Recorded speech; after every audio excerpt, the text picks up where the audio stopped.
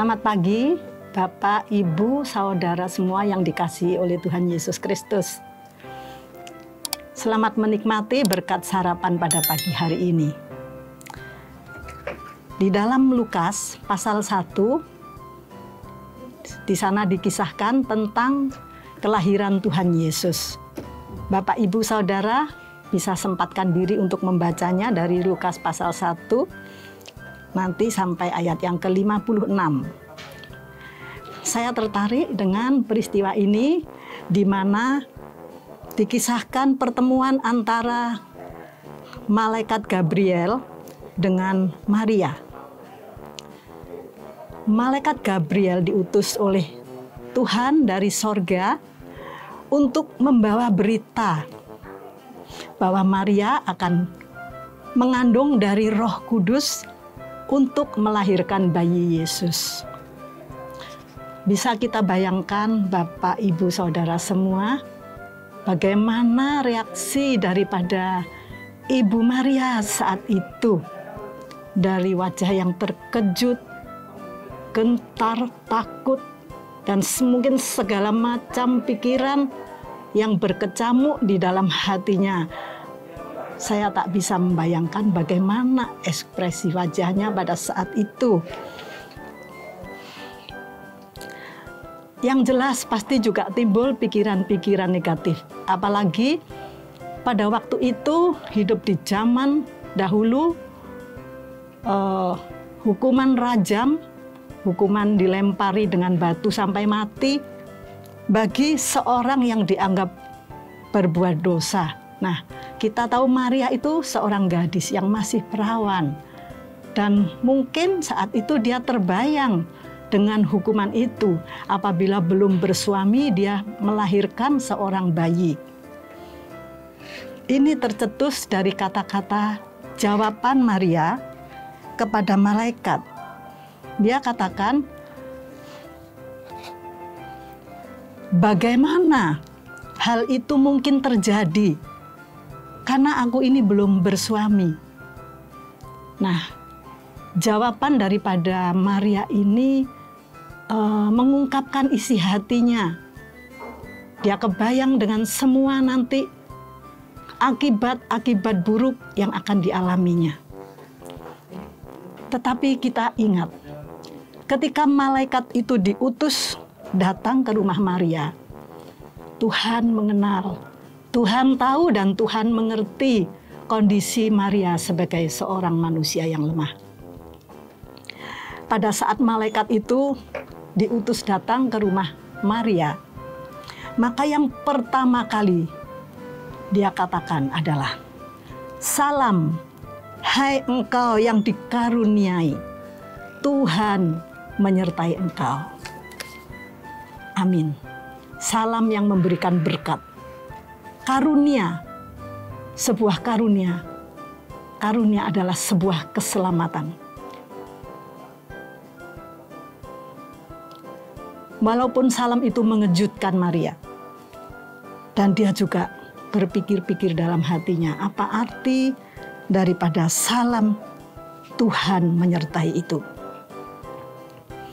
Nah, perkataan kasih karunia yang diberikan kepada Maria ini, kalau kita baca dengan seksama, diucapkan sampai 2 kali. Jangan takut, sebab engkau beroleh kasih karunia di hadapan Allah. Inilah kasih karunia yang memberikan satu dorongan yang luar biasa di hati Maria, sehingga dia mampu mengubah pola pikirnya yang mungkin berisi banyak hal-hal yang negatif. Pola pikir sesuai dengan kemampuan manusia. Dia berpindah dari pola pikirnya sendiri kepada pola pikir Tuhan, rancangan Tuhan yang ajaib. Karena kasih karunia yang diberikan kepada Maria, memampukan Maria. Juga di dalam ayat yang ke-35. Roh Kudus akan turun atasmu, dan kuasa Allah yang Maha Tinggi akan menaungi engkau. Inilah yang dibutuhkan oleh Maria untuk memberikan dia satu kekuatan dan keberanian dengan mantap hati. Maka kalau tadi Maria mengatakan, bagaimana mungkin itu terjadi karena aku ini belum bersuami. Maka setelah Roh Kudus turun atasnya dan kuasa Allah yang Maha Tinggi menaungi Maria, maka pola pikir Maria sekarang bisa berubah. Sekarang di dalam ayat yang ke-38, Maria mengatakan, sesungguhnya aku ini hamba Tuhan, jadilah padaku menurut perkataanmu itu. Puji Tuhan, Maria bersedia taat menjalankan apa yang Tuhan percayakan kepadanya. Satu anugerah, sehingga rencana Allah dapat digenapi. Lahirlah Yesus Juru Selamat dunia. Kemudian Maria tidak berhenti sampai di situ. Dia perlu untuk memantapkan imannya, menjaganya setiap hari selama dia mengandung, untuk mentalnya lebih dipersiapkan. Maka dia tidak mungkin halo-halo apa yang dia dengar dari malaikat ini diceritakan kepada tetangga-tetangganya. Tidak.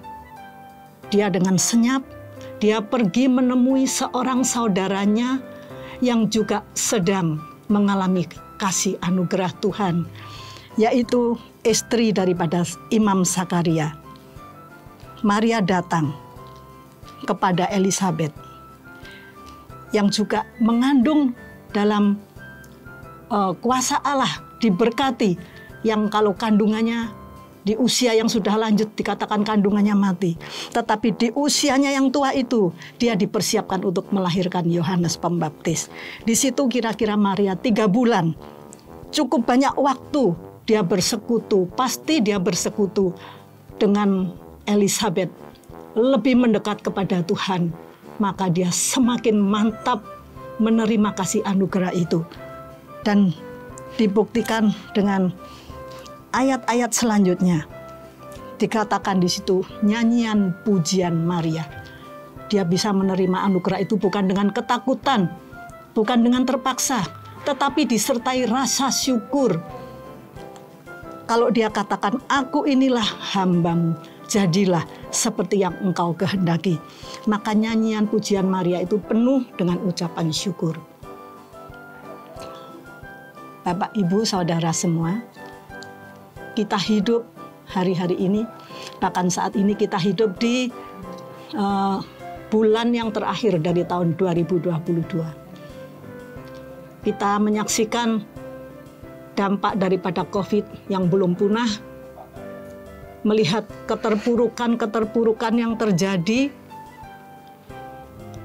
bahkan kita dengar daripada pidato Bapak Presiden, waspadai badai ekonomi, krisis pangan, krisis energi, dunia diambang resesi global.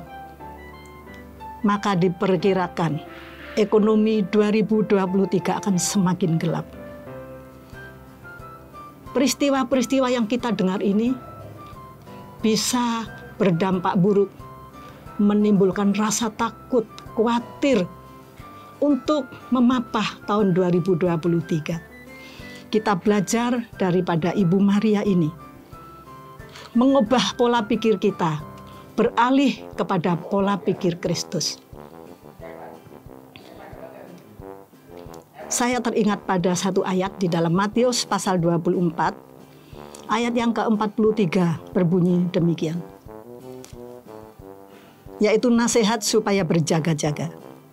Tetapi ketahuilah ini, jika tuan rumah tahu pada waktu mana pada malam hari pencuri akan datang, sudahlah pasti ia berjaga-jaga dan tidak akan membiarkan rumahnya dibongkar. Haleluya, puji Tuhan. Bersyukur kalau ada pencuri mau datang, tuan rumah diberitahu. Bersyukur karena dia bisa berjaga-jaga. Demikian dengan kehidupan kita. Bersyukur ada berita yang disampaikan oleh Bapak Presiden kita. waspada. Hari-hari gelap akan terjadi. Bukan membuat kita berpikir negatif, takut, tetapi bersyukur kita diberi waktu kesempatan untuk membenahi bagaimana selama ini kedekatan kita kepada Tuhan, Tuhan Yesus yang memiliki kehidupan saudara dan saya. Jika belum, masih ada kesempatan kita mendekatkan diri dan semakin dekat pada Tuhan Yesus. Sehingga saat pencuri itu datang, kegelapan adalah milik kuasa-kuasa gelap di udara. Kegelapan dia diberikan untuk menghancurkan terang yang ada.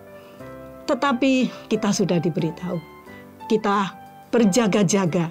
Kita memiliki penjaga yang ajaib, yang akan selalu menaungi bagi setiap orang yang mau percaya kepada Dia. Kita undang Tuhan Yesus. Dia sudah lahir di dalam hati kita, bukan hanya sebagai juru selamat, tetapi Dia menjadi Raja yang memiliki kehidupan saudara dan saya. Bersyukur kita punya pengharapan yang indah di dalam Tuhan Yesus Kristus. Miliki kedekatan pada Tuhan, sehingga pola pikir kita akan ditolong, dimampukan bergeser dari pola pikir kita yang hanya melihat ke bawah. Kita dimampukan untuk dapat mengerti rencana-rencana Allah yang indah, pemeliharaannya atas kehidupan kita semuanya. Puji Tuhan, saya akan akhiri renungan pada pagi hari ini dengan membaca Mazmur pasal 121 dengan perikop Tuhan penjaga Israel. Aku melayangkan mataku ke gunung-gunung. Dari manakah akan datang pertolonganku? Pertolonganku ialah dari Tuhan yang menjadikan langit dan bumi. Ia tak akan membiarkan kakimu goyah. Penjagamu tidak akan terlelap. Sesungguhnya tidak terlelap dan tidak tertidur penjaga Israel. Tuhanlah penjagamu, Tuhanlah naunganmu di sebelah tangan kananmu. Matahari tidak menyakiti engkau pada waktu siang, atau bulan pada waktu malam.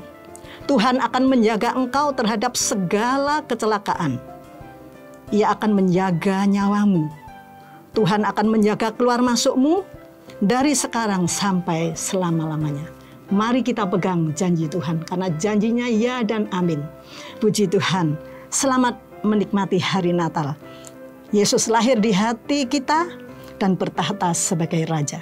Selamat menyongsong tahun 2023. Bukan dengan kecil hati, tetapi dengan yakin berpengharapan berkemenangan dalam pemeliharaan Tuhan Yesus Kristus. Puji Tuhan. Amin.